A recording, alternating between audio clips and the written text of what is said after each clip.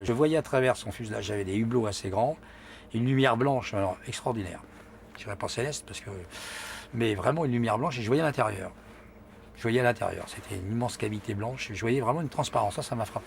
Quant à la mesure, je ne vous laisse pas languir, cet engin devait faire à peu près 300 mètres de long.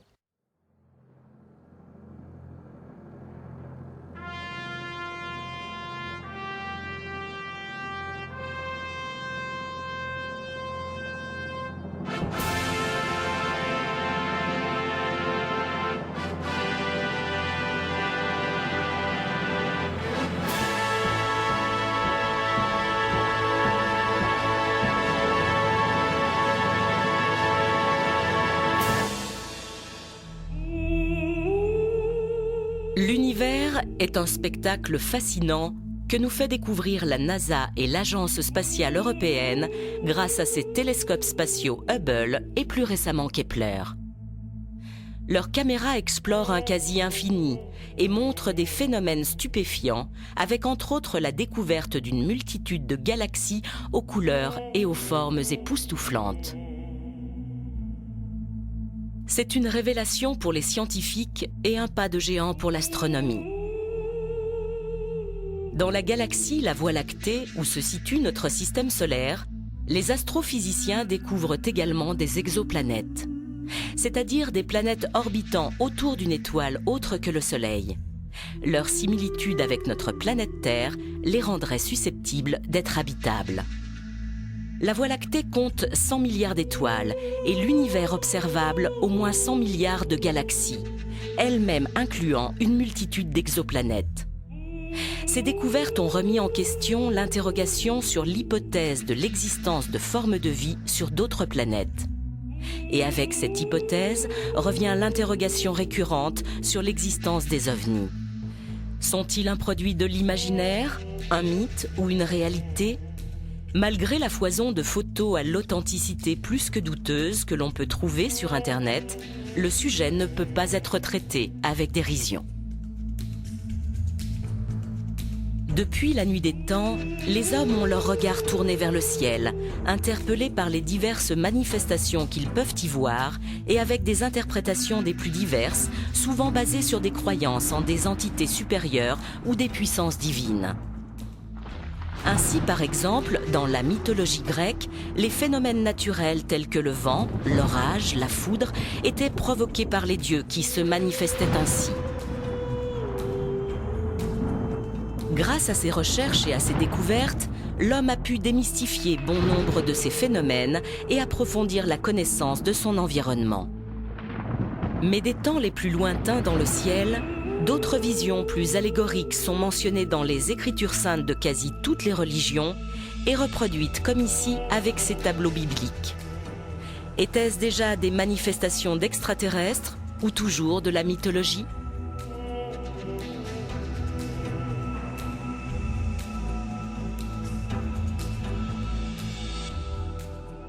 Aussi loin que portent les archives humaines, on a observé dans le ciel des phénomènes étranges qui ont frappé les esprits.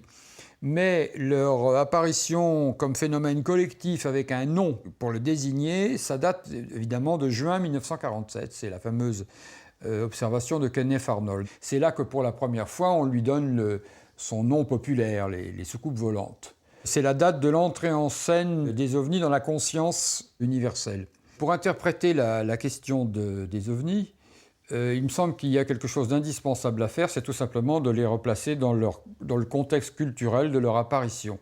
Alors ce contexte, c'est quoi ? C'est le début de la guerre froide, c'est les séquelles de la Deuxième Guerre mondiale, l'idée d'une menace venue du ciel, c'est l'émergence de la technologie, et c'est aussi l'émergence d'un genre nouveau, la science-fiction, qui, en 1947, atteint son apogée, la science-fiction classique.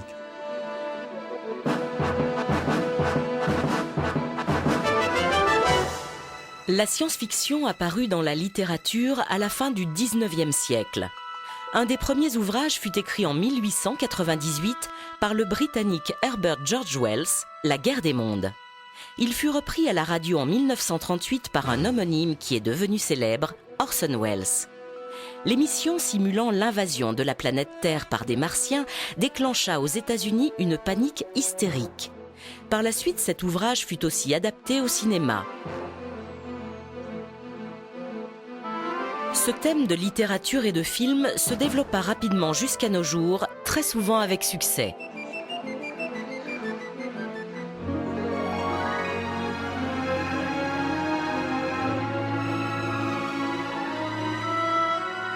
Il a été l'objet d'une exposition à la Cité de la Science à la Villette, début 2011. La science-fiction a mis en place un ensemble de représentations. Elle nous a familiarisés avec l'idée d'une invasion, d'une visite venue de l'espace d'êtres non humains. Alors ce qui m'a frappé, c'est que la plupart des représentations qu'on lit aux ovnis, c'est-à-dire la forme des objets, leur comportement dans le ciel, les phénomènes technologiques mystérieux qui les entourent. Les ovnis émettent souvent de puissants rayons de lumière, etc., etc. Le comportement que l'on prête à leurs occupants, enfin, tout ce que les ovnis sont censés produire lorsqu'ils interagissent dans notre environnement. Eh bien, tout cela a été décrit en détail par la science-fiction française et américaine dans les premières décennies du XXe siècle. C'est-à-dire lorsque les ovnis émergent, à partir de 1947, ils ont déjà été décrits. Alors là, il y a un phénomène vraiment à première vue très étrange. Comment est-il possible que, si les ovnis sont un phénomène réel, la fiction ait pu précéder à ce point-là la réalité? Et qu'est-ce que va faire la science-fiction? Elle va fournir un ensemble de stéréotypes, de représentations. Les ovnis, nous ne les connaissons qu'à travers un phénomène de témoignage, à part quelques très rares photos, d'ailleurs souvent difficiles à interpréter. Ce témoignage, nous essayons d'en tirer des représentations visuelles. Nous essayons de construire un portrait robot. Ce portrait robot, le point central est là, il a été créé à partir de matériaux imaginaires issus de la science-fiction.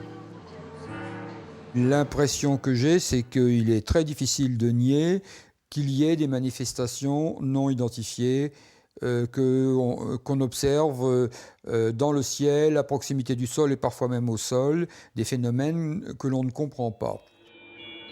Bien avant le 24 juin 1947 et l'observation de 9 disques par Kenneth Arnold aux commandes de son avion, ce qui déclencha la vague de témoignages sur des visions d'objets volants non identifiés dans le ciel des États-Unis, Los Angeles avait été le théâtre d'une étrange manifestation. Alors que les USA étaient après Pearl Harbor en pleine guerre avec les Japonais, dans la nuit du 25 au 26 février 1942, plusieurs mystérieux objets volants non identifiés survolaient la ville. Pris pour des bombardiers nippons, ils furent pendant plusieurs heures la cible d'un déchaînement de tirs de DCA, et ceci sans résultat. Le lendemain, photo à l'appui, la presse faisait largement l'écho de l'événement en évoquant l'hypothèse d'un ovni.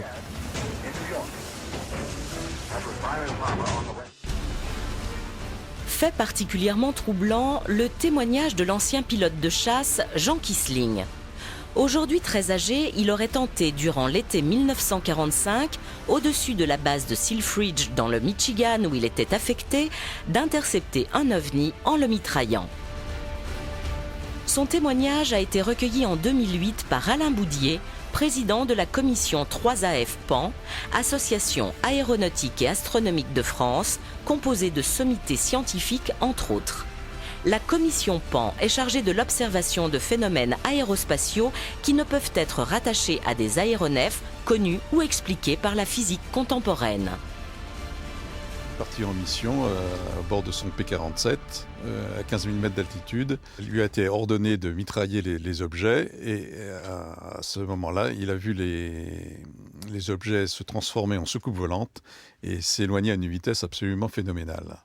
Une fois atterri à la base de Selfridge, son colonel lui a dit qu'il avait eu beaucoup de chance parce que ses prédécesseurs n'étaient pas rentrés de leur mission. En 1947, en pleine vague d'observations d'objets insolites dans le ciel des États-Unis dans le désert, près de Roswell, au Nouveau-Mexique, une actualité allait et continue de défrayer les chroniques. Le 8 juillet, la base des bombardiers atomiques de Roswell, l'unique au monde, révèle qu'ils ont trouvé une de ces soucoupes volantes écrasée dans le désert, dans les environs. Et cette nouvelle fait le tour du monde très très vite. Mais le soir même, il y a un démenti au quartier général au Texas, du général Ramey, qui montre à la presse des débris de ballons météo et de cibles radar écrasés, et qui leur dit voilà, les aviateurs de Roswell se sont trompés, c'est pas une soucoupe volante qu'ils ont trouvée, c'est ça, c'est des débris de ballons météo. Et l'affaire est enterrée pour 30 ans. Jamais un officier de renseignement, l'officier de renseignement, imaginez, de la seule base atomique au monde, qui ne serait pas capable de reconnaître un ballon météo crevé et qui le prendrait pour un disque volant. Non mais c'est absurde. Au début des années 90, il y a des enquêtes très sérieuses qui ont été faites. Il y a même le député du Nouveau-Mexique, Stephen Schiff, qui a réclamé une enquête au Congrès parce qu'il n'arrivait pas à avoir des réponses convenables de la part du Pentagone. Cette enquête a eu lieu. Ils ont conclu en 1995 qu'on avait détruit une grande partie des archives de Roswell sans aucune explication. Et ils ont dit l'enquête sur ce qui s'est écrasé à Roswell continue. Ça, c'est la commission d'enquête du Congrès américain. C'est officiel, si on veut, quand même. Mais le Pentagone a réagi en disant non, non, non, non. Oui, c'est vrai qu'on avait menti, c'était pas un ballon météo, mais c'était un énorme assemblage de ballons, le ballon Mogul. C'était très impressionnant. Et voilà, c'est ça qu'ils ont pris pour une soucoupe volante. Alors, ils ont écrit un livre de 1000 pages, incroyable, pour expliquer ça. Et en réalité, ils n'expliquent rien du tout. Il n'y a aucune preuve solide de ce qu'ils avancent. Ce livre tente principalement de justifier pourquoi avait été évoqué le crash de simples ballons météo au lieu des fameux ballons Mogul. Ceux-ci étaient destinés à observer les expériences nucléaires soviétiques. Ils étaient alors classés secret défense. Les deux affaires de Roswell, car il y aurait eu 2 crashs, ont fait la notoriété mondiale de la ville qui leur a donné son nom. Il reste à ce jour un mystère jamais réellement éclairci, ni par les explications des divers services du gouvernement américain, ni par les enquêteurs et les journalistes. Tous les acteurs de cette affaire n'ont cessé de varier dans les versions des faits, ou leur interprétation suivant les intérêts qu'ils pouvaient y trouver, ou leur croyance ou non en la visite d'extraterrestres.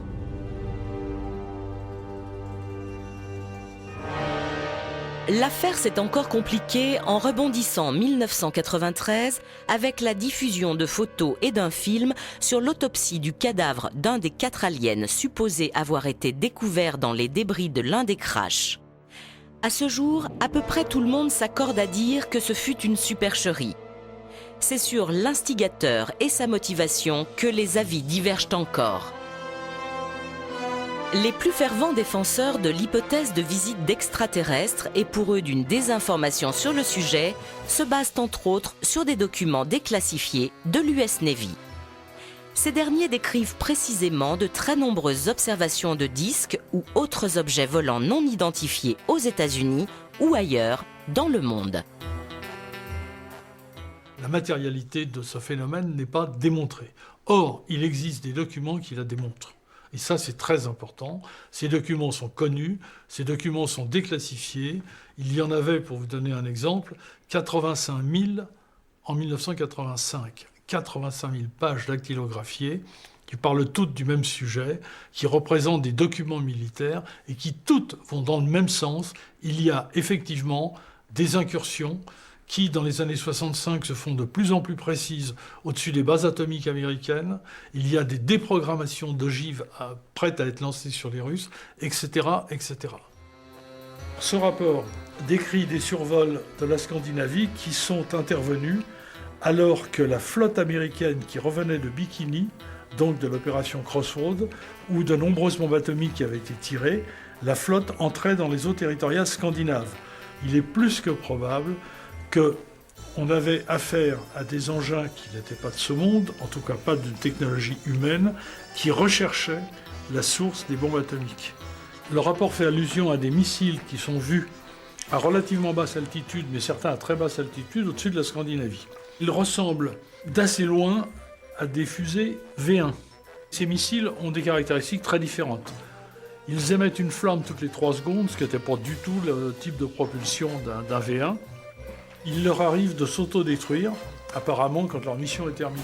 Mais il y a d'autres objets qui sont observés et qui sont précisés dans le rapport. Et parmi ces objets, il y a des grands cigares qui apparemment se tiennent en l'air sans propulsion visible, etc. Et au moins un engin dont la vitesse était mesurée à 2800 km/h en 1946. Si le phénomène du mystère des ovnis a débuté aux États-Unis, il s'est rapidement propagé sur toute la planète. Les témoignages abondent et quelques rares photos présumées authentiques ont fait l'objet en 2008 d'articles dans le journal anglais Daily Telegraph.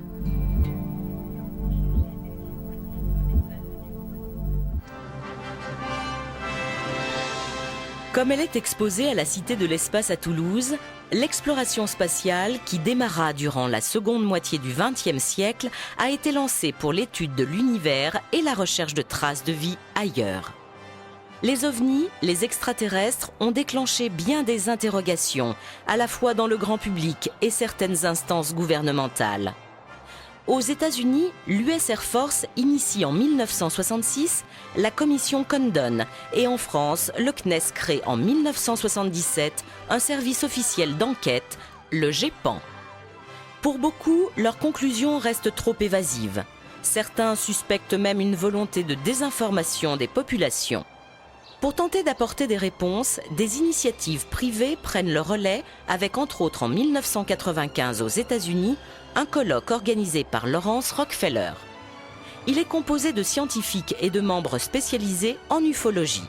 Leurs conclusions font ressortir qu'un phénomène existe et qu'il est nécessaire de continuer son étude.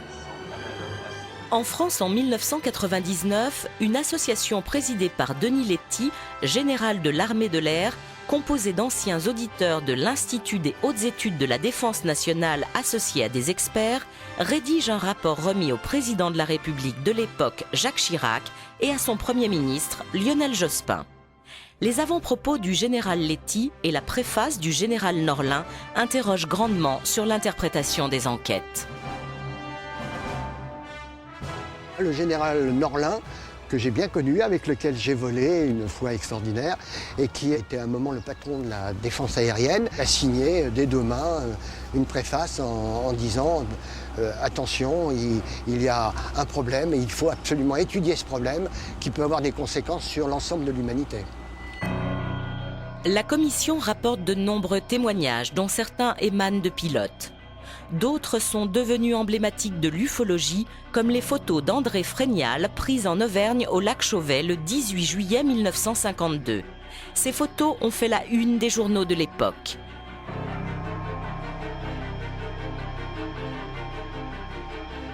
L'évocation de la rencontre du 3e type de Valençol laisse perplexe.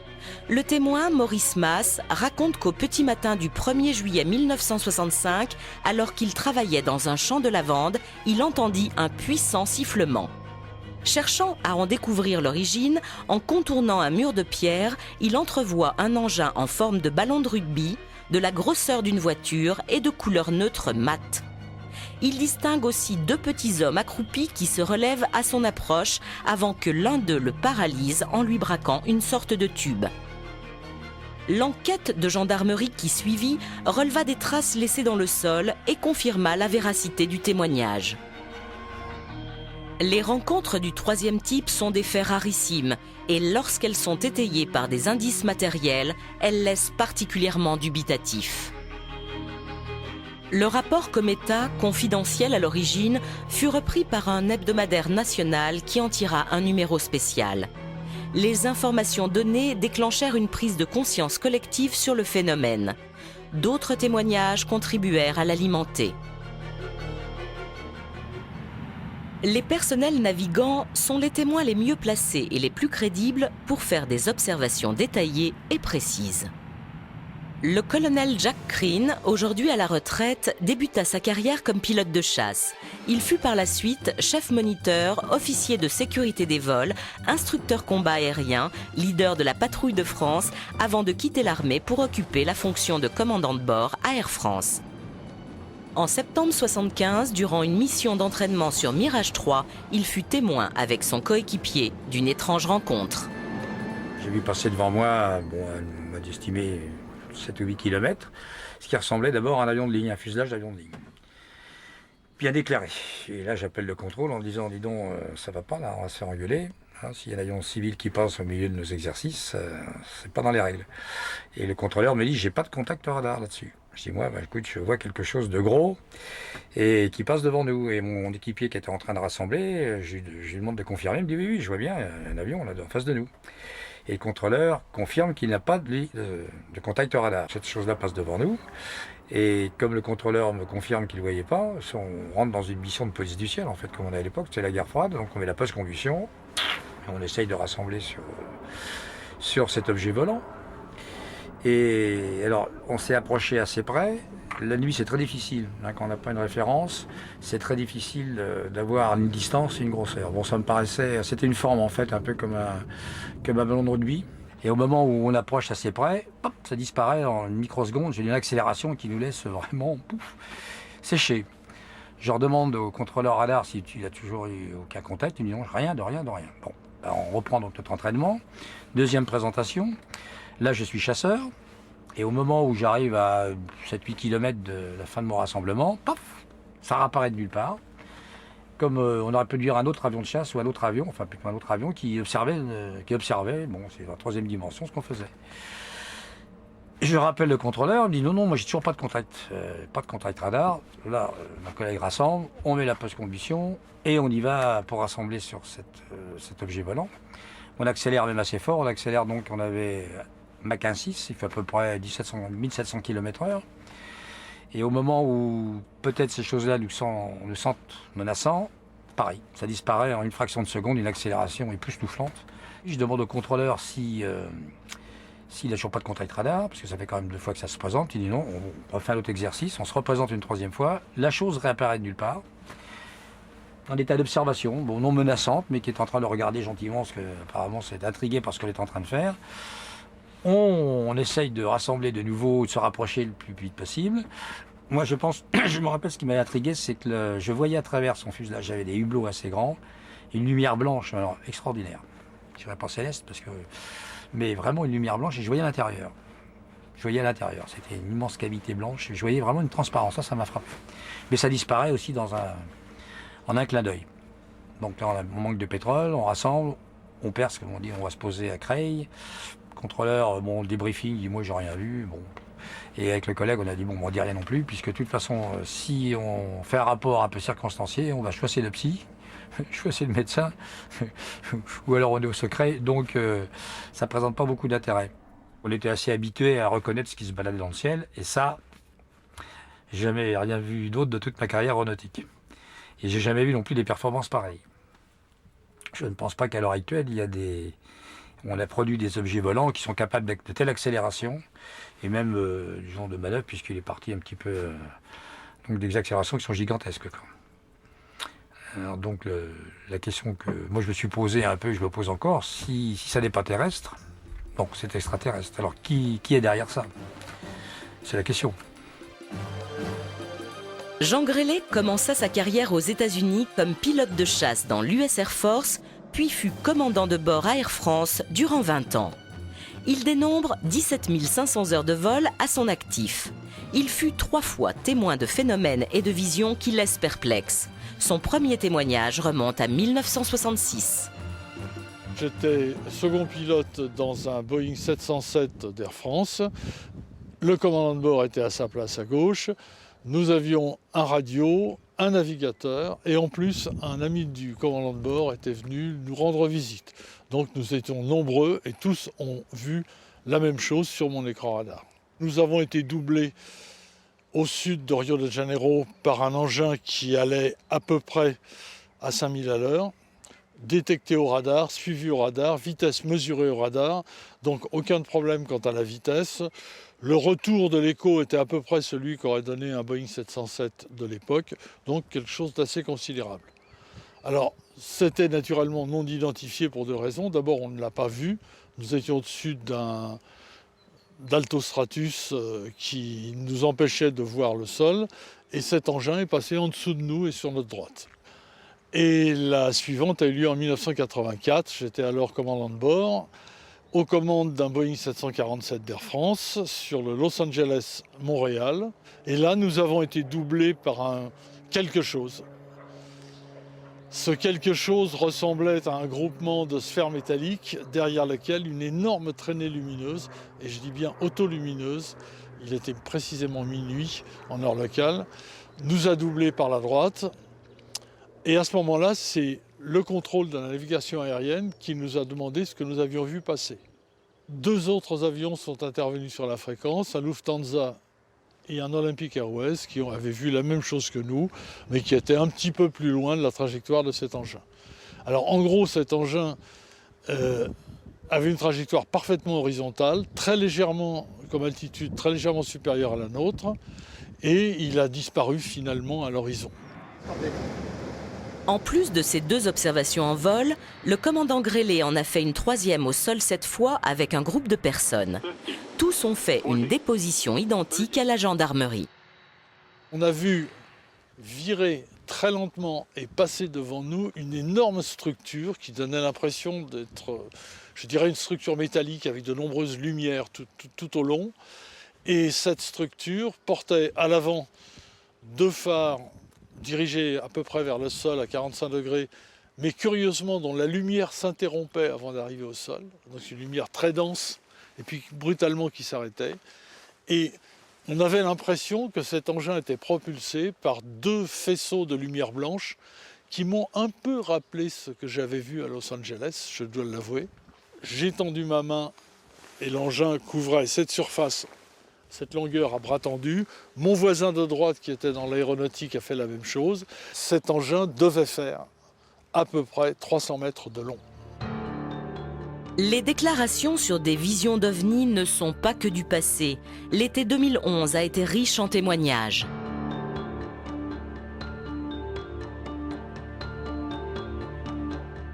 Le 20 août, à 20h15 à Chamalières, dans le Puy-de-Dôme, Joël Gerbe aurait aperçu un objet volant insolite. Subitement, entre les 2 tours qui sont là-bas et la grue, à une hauteur que j'arrive pas à définir, j'ai vu un objet sortir d'un nuage, un objet qui était vraiment très très bizarre. Donc j'ai eu un coup de chance, j'avais l'appareil photo qui était sur la table, sur ma table basse, puisque mes enfants venaient de sortir de l'appartement. Je me suis saisi de l'appareil à photo et j'ai fait une photo. Ça a duré en moyenne 10 secondes à peu près, et ensuite j'ai vu partir cet objet à une vitesse vertigineuse. La photo, hélas floue, a été expertisée et semblerait être authentique. Avec les paramètres qui lui ont été donnés, un expert en photographie a estimé que l'objet pouvait mesurer plus de 100 mètres de long. Ce nouveau fait divers, qui a fait l'objet d'une déposition, a été pris très au sérieux. Le GEPAN a déclenché une enquête. Le GEPAN est un des services du CNES, Centre national d'études spatiales. Le CNES a pour mission principale de proposer et de mettre en œuvre la politique spatiale de la France. Il cogère avec Arianespace et l'Agence spatiale européenne la base de lancement de Kourou en Guyane. Le GEPAN, qui est le seul organisme d'État au monde dédié à l'étude des phénomènes aéronautiques non identifiés, a tout naturellement été rattaché au CNES. La question de cette possible vie ailleurs que sur Terre est un thème qui motive et qui stimule le CNES depuis de longues années maintenant. La mission du GEPAN au sein du CNES est absolument claire. C'est recueillir, écouter, collecter les témoignages de nos concitoyens qui voient des choses ou qui sont les témoins de phénomènes qu'eux-mêmes n'arrivent pas à identifier. Et avec les moyens qui sont les nôtres, les connaissances, la compétence, les scientifiques qui travaillent avec nous, les experts, nous essayons de donner des réponses aux questions que les gens se posent. Le GEPAN est en contact avec à peu près toutes les autorités nationales, la gendarmerie, la police, la météo, les chercheurs, l'armée de l'air. Alors les phénomènes aérospatiaux non identifiés, une fois qu'ils ont été collectés, analysés, archivés par le GEPAN, sont classés en plusieurs catégories. Donc, il y a des catégories de phénomènes qui sont totalement identifiés, qui sont classés en catégorie A. Il y a 4 grandes catégories. En catégorie B, on a les phénomènes qui sont pratiquement à 100%, je dirais, identifiés, mais que l'on ne peut pas reproduire. Ensuite, il y a toute une catégorie que l'on classe en catégorie C, des phénomènes qui, soit les témoignages sont trop succincts pour mener une enquête, ou il nous manque des informations importantes qui nous permettent d'aller plus loin dans les enquêtes. Et ensuite, la catégorie, effectivement, qui intéresse tout le monde, qui est la catégorie de phénomènes inexpliqués, qui est la catégorie D, dans laquelle se retrouvent les phénomènes qui sont inexpliqués. Inexpliqués, pourquoi? Au sens littéral du terme, c'est-à-dire qu'on a pu mener une enquête plus ou moins approfondie, mais les résultats et les conclusions de cette enquête ne nous ont pas permis quand même, malgré la richesse des informations, de classer le phénomène. Et le phénomène est quand même classé inexpliqué, avec un degré d'étrangeté, je dirais, plus ou moins élevé, quoi. Les bureaux du GEPAN se trouvent dans les locaux du CNES à Toulouse. C'est ici que sont reçus et analysés tous les témoignages. Depuis 2007, le GEPAN a ouvert au grand public sur son site internet ses archives de 30 ans. Depuis la création du premier GEPAN en 1977, on a recueilli à peu près 7000 témoignages, qui sont des témoignages uniquement sur le territoire français et les dom-toms également. Et ces 7000 témoignages représentent à peu près 2500 cas, puisqu'on peut avoir plusieurs témoignages pour un seul cas. Ce qui est d'ailleurs intéressant, ça permet de faire des recoupements en termes de trajectoire, etc., quoi. Et actuellement, on reçoit à peu près 2 à 3 témoignages par jour. On s'astreint à avoir une démarche de méthode et de bien expliquer pourquoi on interprète cette observation comme ça et pourquoi on la classe dans telle catégorie. Une chose importante, on n'a pas de dossier secret, on publie tout ce qui nous est transmis. Aux restrictions près, il y a des catégories d'informations qui n'apparaissent pas dans nos dossiers quand ils sont publiés. Tout ce qui est information de nature privée à retrouver les gens. Les services du GEPAN sont extrêmement prudents pour formuler des hypothèses sur leurs enquêtes. Si on avait à la fois une corrélation visuelle de gens compétents qui sont habitués, comme les pilotes, entre guillemets, et d'une trace radar prise par les antennes au sol, effectivement, on pourrait penser qu'il y a bien quelque chose derrière, un objet. Alors après, tout reste à interpréter. Je dirais, cet objet, c'était quoi? Est-ce que c'était un ballon qu'on n'a pas su retrouver? Est-ce que c'était autre chose? Ça, on ne sait pas. Donc de là à corréler une observation d'un ovni, d'une soucoupe volante, il y a un pas que vous ne me ferez pas franchir. Ne confondons pas des hypothèses, de la fantaisie, de l'imagination avec une réalité. Et c'est là qu'il faut absolument s'arrêter en disant, maintenant, je laisse partir mon imagination, très bien, alors on peut vraiment tout imaginer, tant mieux. Simplement, il ne faut pas réduire, du moins dire que ce produit de l'imagination serait la réponse et l'unique réponse aux questions que nous posons aujourd'hui. Il faut accepter de ne pas savoir. La question du danger possible n'est pas du tout exclue, puisque l'armée de l'air fait partie des partenaires qui travaillent avec le GEPAN, et ça depuis longtemps. Il y a même eu des rapports qui ont été émis par certaines personnes, en leur nom propre, je vous le dis tout de suite, soulignant la possibilité de danger. C'est une analyse qui n'a pas été suivie par les autorités nationales actuelles. Il faut être vigilant. On est attentif, on regarde le ciel, on scrute le ciel, et on découvrira des choses qui ne sont peut-être pas du tout menaçantes. Pour la vigilance et donc la détection d'éventuelles intrusions d'objets volants non identifiés dans l'espace aérien français, les autorités et le CNES ont entre autres à leur disposition la défense aérienne nationale avec ses infrastructures. Au Mont-Verdun, à proximité de Lyon, la base 942 est le centre de détection et de contrôle. Elle supervise et conduit toutes les activités aériennes se déroulant dans l'espace aérien national. Pour cela, elle dispose de tout un système de maillage de radars civils et militaires dispersés sur l'ensemble du territoire.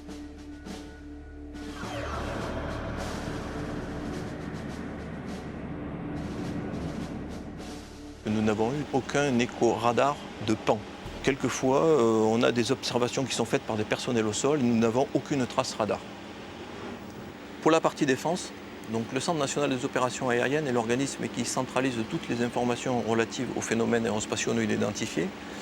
Il a été mis en place dans la documentation aéronautique militaire un compte-rendu type lorsque les pilotes militaires ou les contrôleurs aériens militaires rencontrent des phénomènes particuliers. Les observations décrivent souvent des phénomènes connus ou inconnus associés à des sources lumineuses sans preuve réelle d'un objet matérialisé. Ces visites qui peuvent être anormales ou paranormales sont bien évidemment prises en compte au sérieux par la partie militaire. Je n'aime pas le terme ovni puisque nous on considère que ce sont plutôt des phénomènes actuellement, puisque nous n'avons aucun objet matérialisé qui prouve l'existence d'extraterrestres ou de formes particulières d'autre nature. Nous sommes ouverts à toute réalité, sauf qu'actuellement, la réalité montre qu'on n'a rien trouvé de probant concernant ce sujet. Bien évidemment, on ne se ferme aucune porte. D'autant que pour différentes raisons liées au fonctionnement des radars, comme par exemple l'altitude ou la furtivité, des objets volants peuvent échapper à une détection. François Louange est un scientifique de très haut niveau spécialisé dans la photographie qui fut un des instigateurs de la création du GEPAN. Dès l'origine, il collabore avec cet organisme pour tenter de percer le mystère des PAN, phénomènes aérospatiaux non identifiés. L'expression est plus large qu'OVNI, objet volant non identifié, qui sous-entend un objet solide. Le terme PAN englobe ainsi les ovnis, les phénomènes météo, géophysiques et autres.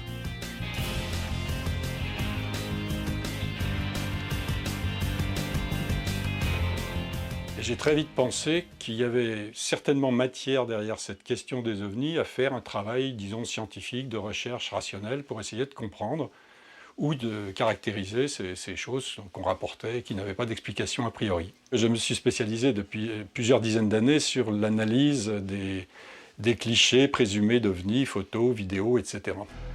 Les gens ont toujours pensé, mais une vraie photo, c'est une preuve absolue. Et si on creuse un peu la question, on s'aperçoit que c'est exactement l'inverse. C'est-à-dire qu'une photo, et ça je l'affirme haut et fort, ne sera jamais la preuve de quoi que ce soit à elle toute seule. Jamais. Alors qu'est-ce qu'on peut faire avec une photo, vous me direz ? Ce qu'on peut faire, c'est, dans un premier temps, essayer de trouver son explication. Alors il y a plusieurs étapes à ça, mais on peut commencer par essayer d'éliminer les causes, j'allais dire, naturelles. Il peut y avoir des phénomènes naturels qui donnent des résultats extraordinaires. Il peut y avoir aussi des phénomènes techniques. Donc on peut, dans un premier temps, on doit essayer de trouver l'explication et de trouver la faille, si je puis dire, c'est-à-dire le phénomène parasite ou éventuellement volontaire de tricherie de la part de l'auteur. Alors ça, on n'est jamais sûr d'arriver jusqu'au bout à éradiquer ces choses-là, parce que c'est la course éternelle entre ceux qui font et ceux qui défont. Mais disons qu'on peut quand même très souvent mettre en évidence qu'il y a eu trucage. La première chose qu'on peut faire si on voit un objet totalement inconnu dans une photo, c'est essayer de savoir quelle taille angulaire. Alors c'est un terme technique, mais les gens comprendront, c'est l'angle qu'il y avait entre l'œil de l'appareil, si je puis dire, l'objectif, et cet objet. Ça, on peut le déterminer si on connaît les caractéristiques de l'appareil de prise de vue. Chose qui est très facile avec la photo numérique, puisque tout ce genre de données, même si les gens ne le savent pas, sont incluses dans la photo. C'est-à-dire qu'il y a des fichiers dedans qui vous disent que ça a été pris avec un Nikon ou un appareil de telle marque et dans telles conditions, et la focale était dedans. Bon. Si on a ces informations, on peut, d'une façon très simple, et avec l'informatique c'est encore simplifié, calculer la taille angulaire d'un objet. Et quel est le problème après ? C'est toujours le même, c'est savoir si c'était un objet très gros dans le ciel, loin, ou si c'était un objet tout petit à côté de l'objectif. Et là, on fait jouer ce qu'on peut. C'est-à-dire que dans certaines circonstances, on a des informations de nature physique qui permettent de dire que l'objet n'était pas plus loin que tant ou pas plus près que tant. Alors là, je ne vais pas rentrer dans les détails, mais ça joue sur les conditions de diffusion atmosphérique, sur le fait que l'objet était sombre ou était lumineux, sur un certain nombre de choses. Nous sommes là devant un cas photographique qui a été montré à maintes reprises, y compris par moi-même, qui est un exemple de photos à la fois d'une catégorie pas très intéressante, c'est-à-dire des photos dans lesquelles il n'y a rien d'autre comme source d'information, parce que c'est le cas, et qui est malgré tout, dans ce cas-là, intéressante à cause de la richesse de l'information. Ce n'est pas une petite tache blanche, ce n'est pas un petit point noir. Cette photo a été prise à Costa Rica par un organisme de géographique qui photographiait le pays. Vous savez, on prend des avions très stables qui prennent une photo toutes les temps de secondes. Mon ami Jacques Vallée a emprunté le négatif original et me l'a apporté. À l'époque, je travaillais avec un laboratoire de la Défense nationale et nous avions un objet extrêmement rare à cette époque qui était un vrai scanner. Les scanners n'existaient pas dans le public du tout. Il devait y en avoir 2 ou 3 par pays. Et on a pu scanner cette image et en faire des fichiers informatiques sur lesquels à la fois les Américains et quelques Européens et moi-même avons essayé de creuser la question. C'est un cas d'objet non identifié, si vous voulez. Bon, maintenant, pour vous dire que c'est une soucoupe avec des personnages dedans. Si on regarde les caractéristiques décrites ou enregistrées de certains de ces phénomènes de la catégorie OVNI, et notamment les phénomènes dans la catégorie aéronautique, on trouve des caractéristiques qui ne sont pas explicables par la technologie actuelle. Bon, on dit ça depuis longtemps, depuis qu'on voit des ovnis, mais c'est sûr. Voir des objets, si objets il y a qui ont des accélérations telles que celles qu'on mesure ou qu'on croit mesurer, c'est des disparitions, des angles droits, des choses comme ça défie la physique. Donc si ce sont bel et bien des objets, on ne sait pas expliquer ce qui se passe. Le problème OVNI est un problème sérieux, c'est pas le problème numéro 1 de l'humanité bien évidemment, mais c'est un problème très sérieux. À partir du moment où le public s'y intéresse, se pose des questions, à partir du moment où des organismes officiels se posent des questions, l'État se doit, encore une fois, même si le sujet était vide, ce qui n'est pas le cas, se doit de mettre le minimum au service du public pour donner des réponses. Dans le grand public, de nombreuses personnes s'intéressent aux hypothétiques visites venues d'ailleurs. Certains en doutent, d'autres y croient fermement. Les plus passionnés se regroupent dans des associations ufologiques pour tenter d'appréhender au mieux le mystère, mener des investigations dont elles communiquent souvent les résultats au GEPAN ou à des magazines spécialisés. Joël Ménard, directeur de l'un des plus anciens de ces magazines, est captivé par le phénomène. Il recueille des témoignages et déclenche souvent des enquêtes. Les ovnis, c'est pas une blague, c'est pas des hallucinations, c'est pas des erreurs de perception ou de façon très marginale. Il y a vraiment quelque chose, il y a un truc formidable. Ce truc-là, il nous dépasse. Si vous voulez faire un catalogue exhaustif de tout ce qui s'est passé depuis, par exemple, depuis la fin de la Seconde Guerre mondiale, vous allez être obligé d'injecter plusieurs dizaines de milliers de cas. Il y a effectivement des éléments dans les témoignages qui suggèrent une réalité matérielle. Quand vous avez, par exemple, des traces au sol, des trous dans le sol, ou de l'herbe brûlée d'une façon plutôt inexplicable, ou quand vous avez des traces sur les pellicules photos, ça indique un phénomène matériel. Nous avons recueilli des données dans 5602 cas. C'est beaucoup quand même, 5602 cas, répartis à travers le monde, dont à peu près la moitié en France. Sur ce graphique, vous avez en jaune une courbe qui exprime la variation du pourcentage d'observations diurnes au cours de la période 1947-1994. Ce phénomène qui se manifestait majoritairement le jour à la fin des années 40, au cours des 15 ou 20 dernières années, il est devenu très majoritairement nocturne. Évidemment, on ne sait pas pourquoi, on sait juste que c'est comme ça. Le 25 juin 2011 se déroulait la Nuit des OVNIs ou Opération Suricat. Sceptiques, curieux, ufologues passionnés de France, d'Europe, voire du monde, ont ensemble observé le ciel le temps d'une soirée dans l'espoir d'y apercevoir des visions insolites et d'échanger leurs informations. En Auvergne, l'opération se déroulait à Plauzat, dans le Puy-de-Dôme. On doit être environ 600 cette nuit. Toutes nos infos vont converger vers un centre d'appel et on aura tous en retour ce qui va se passer dans le ciel européen, enfin dans une partie du ciel européen ce soir, cette nuit. Tout ce qui va être relevé va être analysé.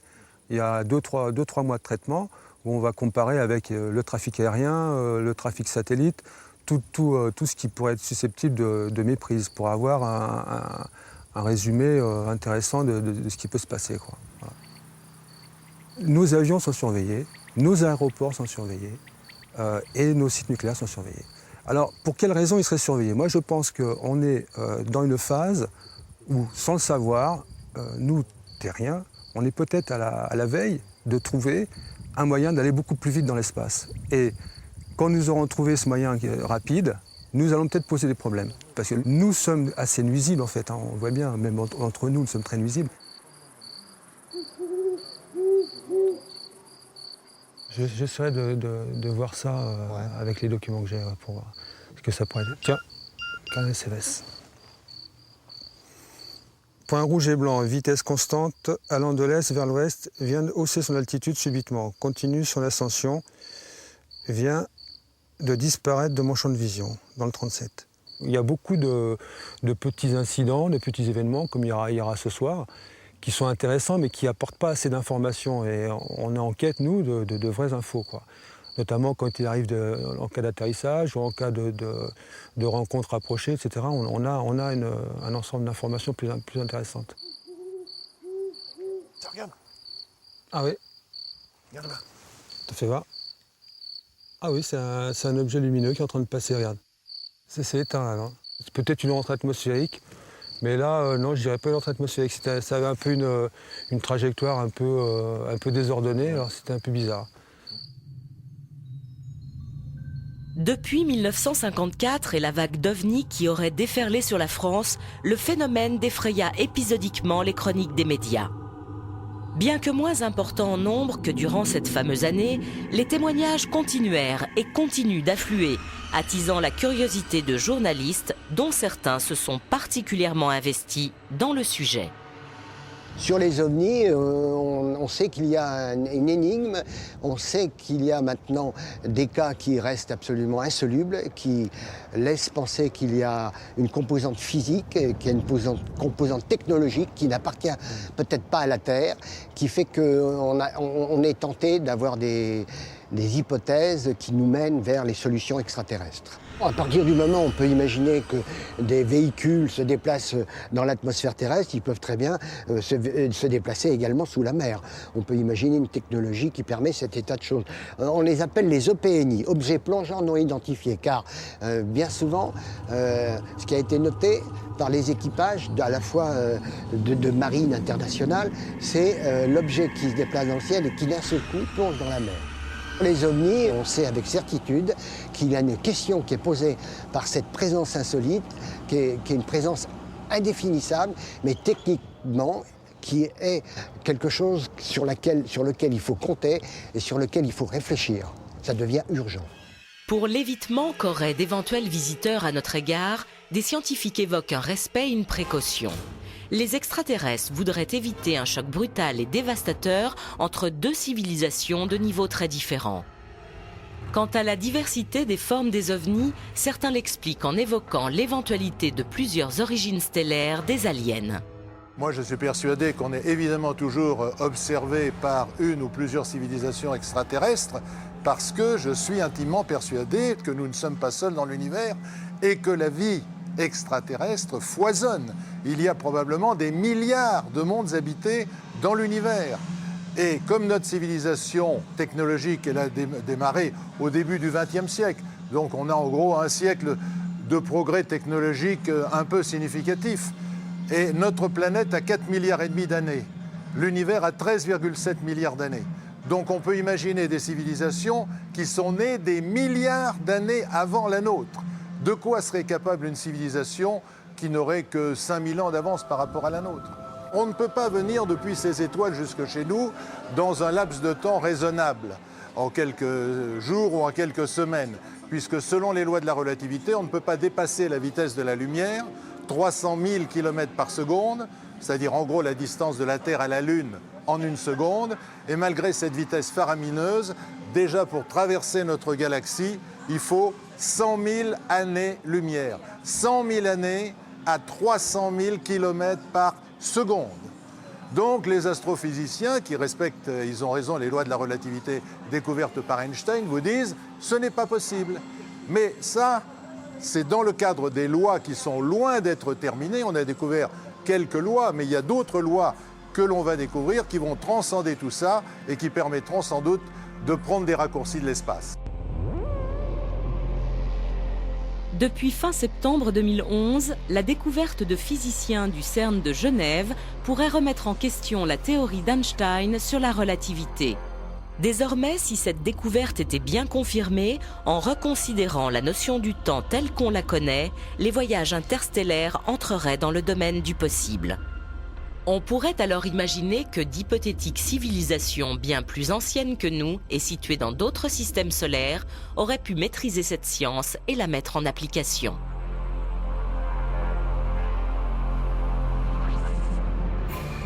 La science progresse souvent par bonds. Elle bute aussi sur des énigmes. À Esdalen, en Norvège, de mystérieuses lumières à l'apparition récurrente ont très souvent été assimilées à des ovnis.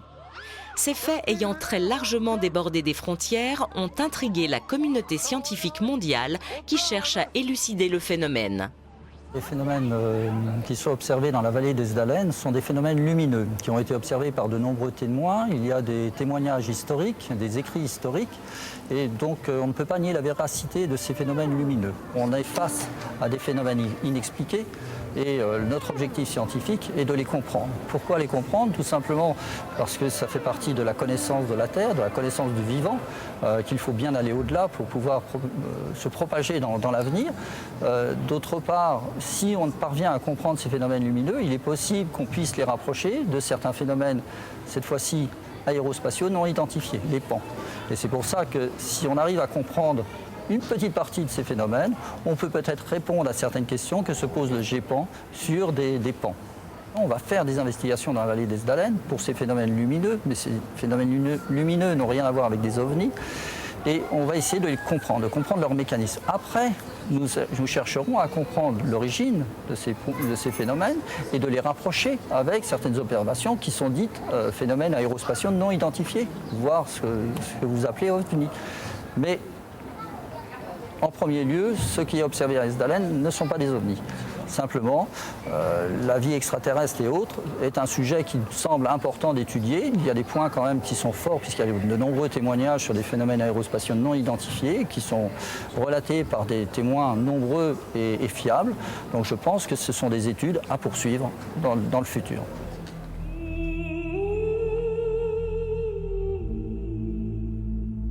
En ouvrant les portes du ciel avec tout son inconnu, l'homme découvre un merveilleux qui séduit son imaginaire, où cohabitent science et fiction. Les ovnis font partie de cet inconnu qui demeure à ce jour un mystère à vivre et une question à résoudre.